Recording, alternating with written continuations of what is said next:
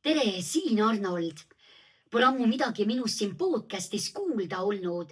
No andke andeks, liiga ilus suvi oli lihtsalt. Aga nüüd olen ma jälle siin ja valmis tegema teile podcast show'd.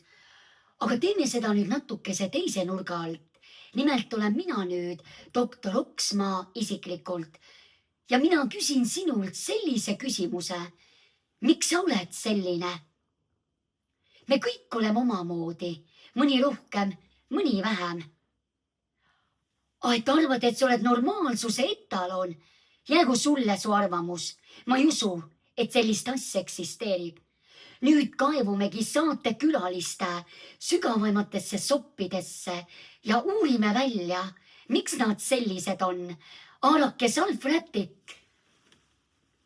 Kinnitage turvavööd ja sõidame. Oot, sinuga vist küll kõik korras ei ole. Kuulame sinu üle.